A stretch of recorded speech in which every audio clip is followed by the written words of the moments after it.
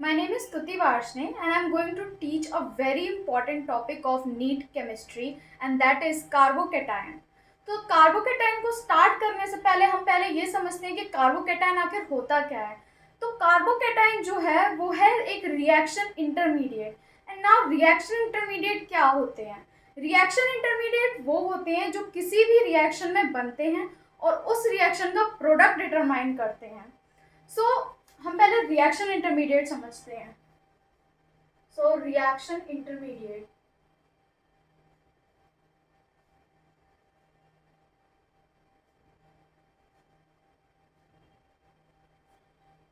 Okay. Reaction intermediate जो होते हैं वो कैसे होते हैं? सबसे पहली चीज तो वो शॉर्ट लिव्ड होते हैं। दूसरी चीज क्या होती है? दूसरी चीज ये होती है कि डिटरमाइन करते हैं कि हमारा प्रोडक्ट क्या बनेगा।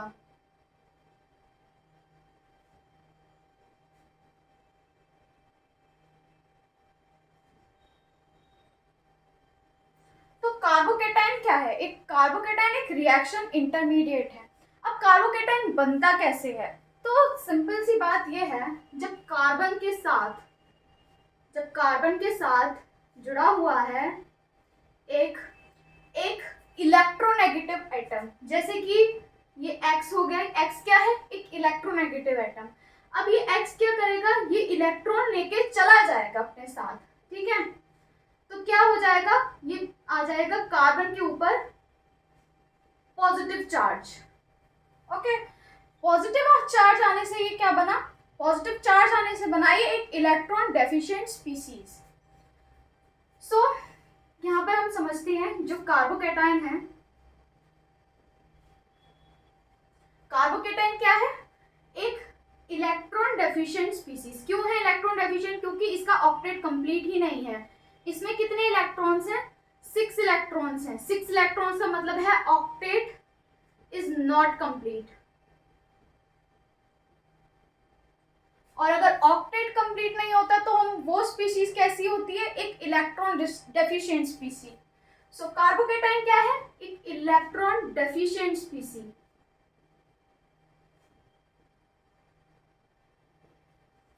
ओके, तो अब ये कार्बोकेटाइन जो है इसका हाइब्रिडाइजेशन क्या है? क्योंकि 6 इलेक्ट्रॉन्स है, 6 इलेक्ट्रॉन्स का मतलब क्या होता है? sp2 hybridisation. ये क्या है? sp2 hybridisation.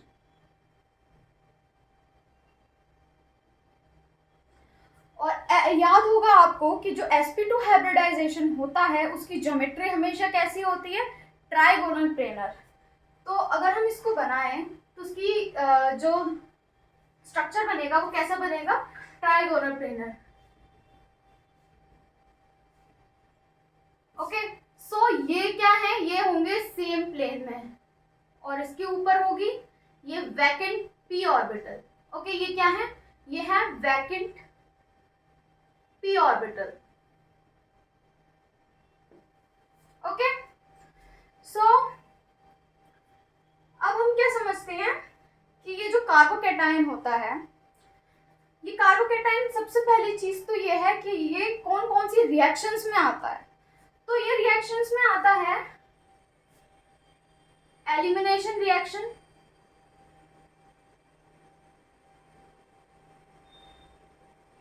एलिमिनेशन में कौन सी? बेसिकली E1 आता है। सब्स्टिट्यूशन रिएक्शन में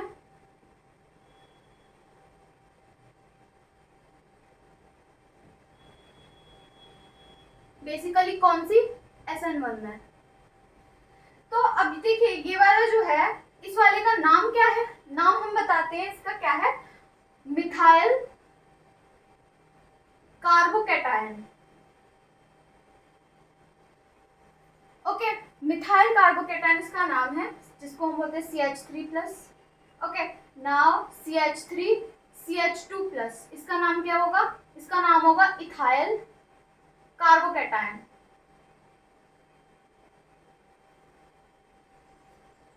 ओके,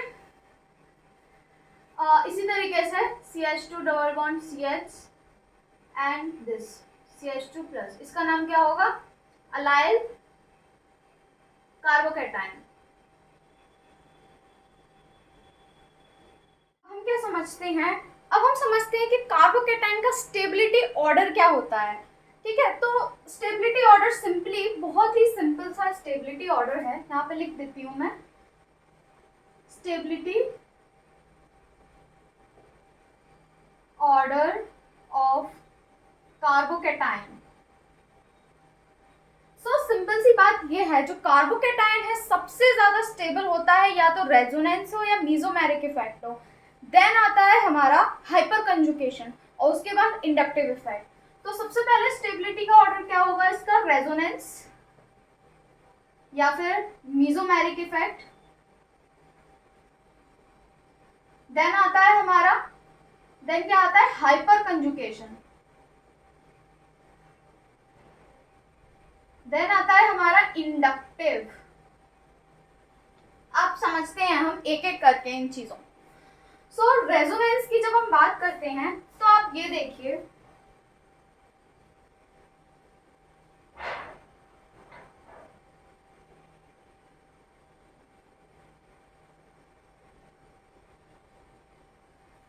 ओके मैं ये तीन बनाती हूँ, आप मुझको बताना कि इसमें से सबसे ज्यादा स्टेबल कौन सा है। सो फर्स्ट वाला ये है, दूसरा वाला आ गया,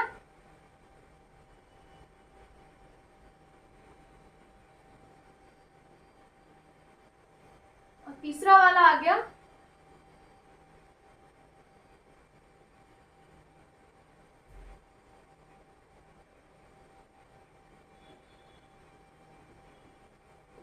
अब देखिए यहाँ पर लग रहा है 3 जगह से रेजोनेंस लग रहा है, देन यहाँ पर 2 जगह से रेजोनेंस है और यहाँ पर सिर्फ एक जगह से रेजोनेंस है। तो सबसे ज्यादा स्टेबल कौन होगा, ये, इसको हम क्या बोलते हैं, 3 डिग्री फिनाइल, इसको बोलते हैं हम 2 डिग्री फिनाइल, इसको बोलते हैं हम 1 डिग्री फिनाइल। ओके, सबसे ज्यादा स्टेबल कौन हो गए, ये। अब हम बात करते हैं स्टेबिलिटी ऑर्डर का। देखिए स्टेबिलिटी ऑर्डर क्या है कार्बोकैटायन का,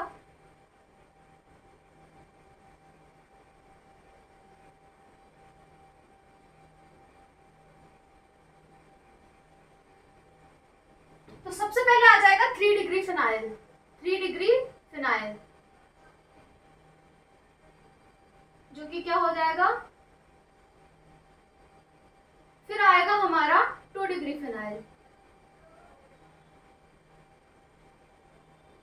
फिर आएगा हमारा 3 डिग्री।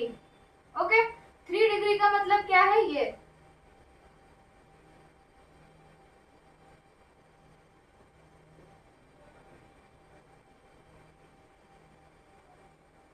आ गया हमारा 3 डिग्री। उसके बाद आएगा हमारा 1 डिग्री फिनाइल, उसके बाद आएगा हमारा अलाइल,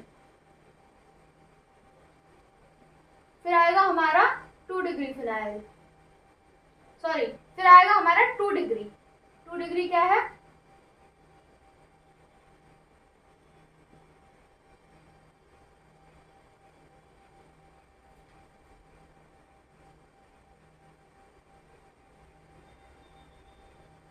फिर आएगा हमारा 1 डिग्री। ओके, तो इससे हमको क्या समझ में आया। अब एक बात ये देखिए कि यहाँ पर 1 डिग्री फिनाइल जो है वो 3 डिग्री से बाद क्यों स्टेबल है, यानी कि 3 डिग्री ज़्यादा स्टेबल क्यों है 1 डिग्री फिनाइल से, जबकि 1 डिग्री फिनाइल में तो रेजोनेंस इफेक्ट लग रहा है। तो उसका आंसर बहुत ही सिंपल सा है, अगर हम 1 डिग्री फिनाइल की बात करते हैं तो उसमें सिर्फ एक जगह से रेजोनेंस लग रहा है, जबकि अगर हम 3 डिग्री की बात करें तो उसमें 3 जगह से क्या लग रहा है, प्लस आई से डोनेट कर रहे हैं, और दूसरा लग रहा है उसमें मीजोमेरिक इफेक्ट लग रहा है, सॉरी उसमें दूसरा लग रहा है हाइपर कंजुगेशन लग रहा है। देखिए जैसे ये बना लिया मैंने, ये बनाया मैंने,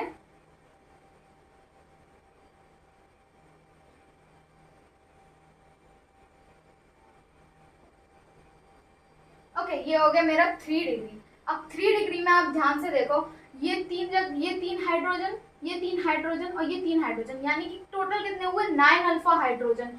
9 अल्फा हाइड्रोजन यहाँ क्या लगा रहे हैं, हाइपर कंजुगेशन लगा रहे हैं। और यहाँ पर ये क्या है, ये प्लस आई से डोनेट कर देगा, plus I plus I plus I.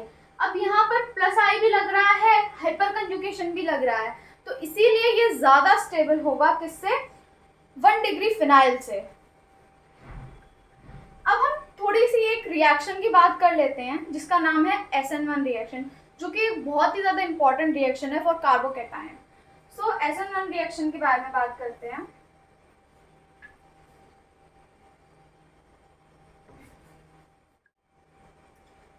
So let me tell you, this is a very important reaction for carbocation intermediate, क्योंकि इसमें कार्बोकैटायन बनता ही है।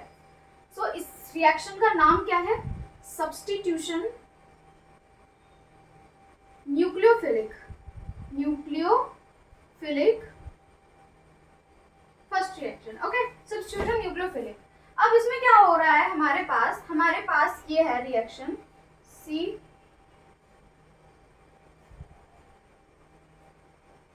ओके, इस पर अटैक करेगा कौन, न्यूक्लियोफाइल H2O अटैक करेगा, और ये जाके क्या बन जाएगा यहाँ पर देखो। अब हम इसको सब्स्टिट्यूशन न्यूक्लियोफिलिक क्यों कह रहे हैं, क्योंकि न्यूक्लियोफाइल का क्या हो रहा है, यहाँ सब्स्टिट्यूशन हो रहा है। ओके, सो न्यूक्लियोफाइल क्या है यहाँ पर हमारा X मतलब जैसे कि हेलोजेंस हो सकते हैं आपके X में, और भी काफी सारे न्यूक्लियोफाइल्स आ सकते हैं आपके। तो यहाँ पर मान लीजिए हेलोजन है, देन ये H2 इस पर अटैक कर रहा है, तो यहाँ पर क्या बन जाएगा,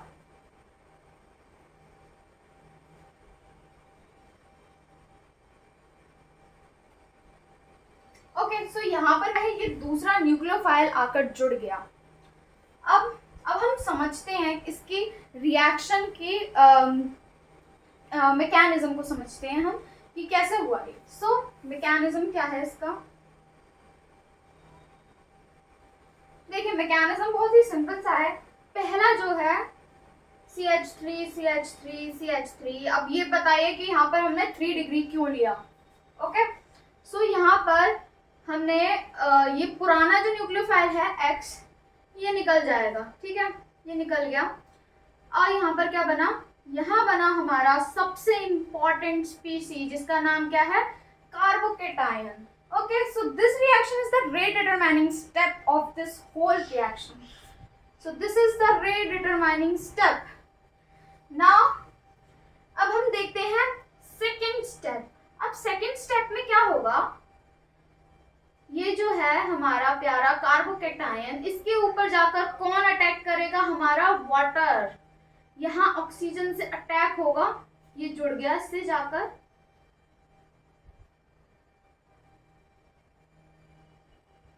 अब नेक्स्ट वाले में क्या होगा, फिर से आएगा हमारा H2 और यहाँ से लेके चला जाएगा H।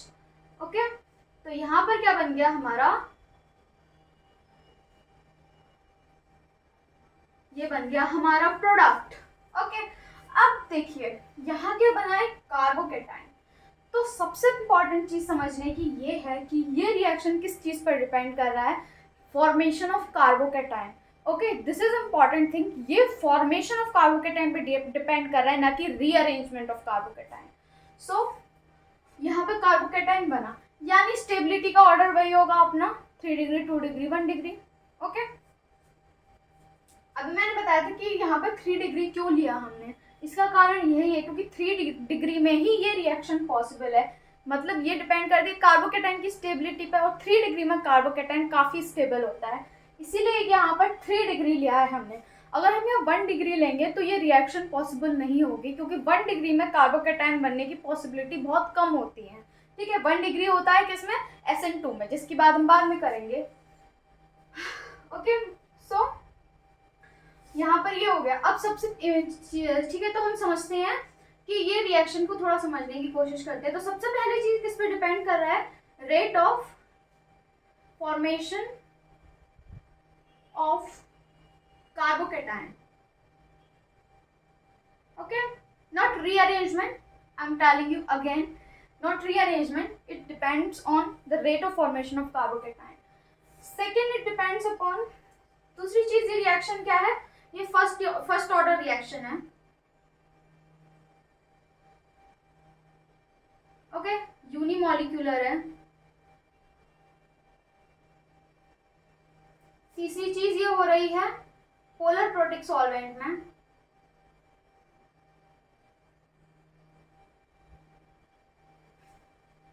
ठीक है। अच्छा, अब मैं अगर आपको एक क्वेश्चन दूं कार्बोकेटाइन की स्टेबिलिटी का, तो मेरे को बताना कि कार्बोकेटाइन की स्टेबिलिटी क्या रहेगी। सो क्वेश्चन ये है, क्वेश्चन है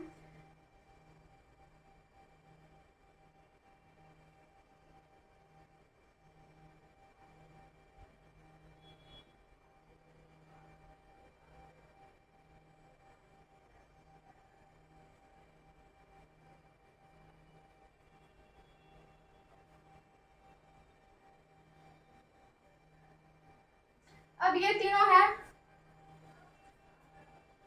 अब आप मुझे बताओ कि इनमें से सबसे ज्यादा स्टेबल कार्बोकेटाइन कौन सा होगा। तो अब देखो, कार्बोकेटाइन मैंने बताया क्या है, एक इलेक्ट्रॉन डेफिशिएंट स्पीसीज है, यानी वो क्या है, एक इलेक्ट्रोफाइल है, इलेक्ट्रॉन का लवर है। तो अब ये देखो, ये NO2 है, हमें मालूम है ये माइनस इफेक्ट लगाता है, और ये क्या करेगा, एक तो बेचारा कार्बोकेटाइन के पास वैसे ही इलेक्ट्रॉन नहीं है, दूसरा ये NO2 और खींच के ले जाएगा। तो NO2 ने अगर इलेक्ट्रॉन खींच ले तो कार्बोकेटाइन पे क्या बचेगा, कुछ भी नहीं। तो हम इसको क्या समझेंगे, अब हम पहले OH को समझते हैं। OH पे क्या है, यहाँ ऑक्सीजन पे लोन पेयर है, लोन पेयर यहाँ डोनेट कर देगा। वो किससे डोनेट करता है, ये +M से डोनेट करता है, हमें पता है। क्लोरीन का बताओ। अच्छा, इसमें +M -I दोनों लगता है, लेकिन +M ज्यादा इफेक्टिव होता है। सिमिलरली इसमें भी, इसमें क्या है, इसमें -I लग रहा है और इसमें क्या लग रहा है, +M भी लग रहा है, लेकिन कौन ज्यादा इफेक्टिव है, -I। ठीक है, तो यहाँ पर ही -I से खींच रहा है, यहाँ पे +M से डोनेट कर रहा है, और ये तो -M से खींच ही रहा है। तो इसमें सबसे ज्यादा स्टेबल कौन सा होगा, ये वाला। क्यों, क्योंकि इसमें लगा है OH। OH क्या है, जो कि दे रहा है क्या, +M। देन होगा कौन सा, NO2 वाला। देन कौन सा होगा, सॉरी NO2 नहीं, देन होगा कौन सा, क्लोरीन वाला। क्लोरीन वाला क्यों होगा, क्योंकि ये -I से खींच रहा है, -I का इफेक्ट थोड़ा कमजोर होता है मेसोमेरिक इफेक्ट से। और तीसरा वाला कौन सा लगेगा यहाँ पर, OH, सॉरी NO2। ओके, सो ये हो गया हमारा स्टेबिलिटी का। अब हम समझते हैं यहाँ पर SN2 की कहानी समझते हैं, थोड़ी सी और समझते हैं। तो देखो, ये सब चीज़ें मैंने बता दी। क्या है, ये न्यूक्लियोफिलिक अटैक होगा, यहाँ पर पुराना न्यूक्लियोफाइल निकल जाएगा। डिपेंडेंट किस पे है, कार्बोकेटाइन की स्टेबिलिटी पर डिपेंडेंट करता है। अब हम थोड़ा कार्बोकेटाइन रीअरेंजमेंट समझते हैं। सो सबसे इंपॉर्टेंट चीज़ ये कार्बोकेटाइन रीअरेंजमेंट है।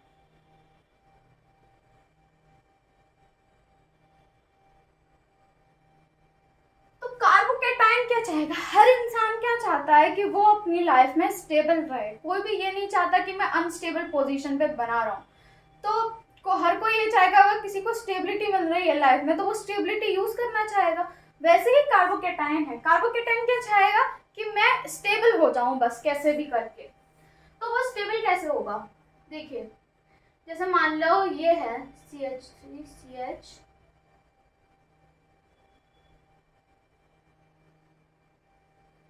ओके ये है। अब ये क्या है, ये 1 डिग्री है, 1 डिग्री है, तो अब ये क्या करेगा, 1,2 हाइड्राइड शिफ्ट करेगा, और 1,2 हाइड्राइड शिफ्ट करके ये कहाँ आ जाएगा, यहाँ पर। ये क्या होगा, 2 डिग्री। क्यों, क्योंकि ये ज्यादा स्टेबल है भाई। उसी तरीके से क्या होगा, दूसरा आएगा हमारा फिनाइल शिफ्ट। ठीक है, मान लो ये है,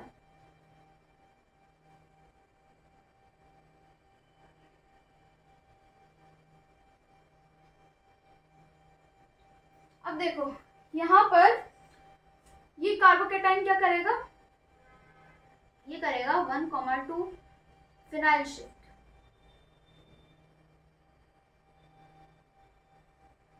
सो ये आ जाएगा, ये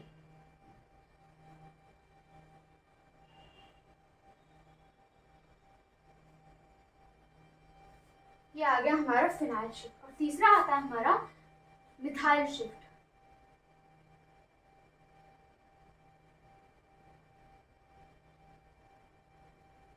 ये आएगा 1,2 मिथाइल शिफ्ट।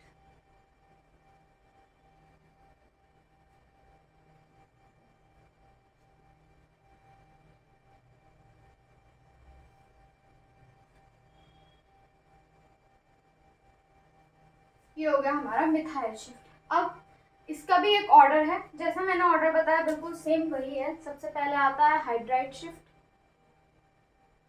देन आता है फिनाइल शिफ्ट, देन आता है हमारा मिथाइल शिफ्ट।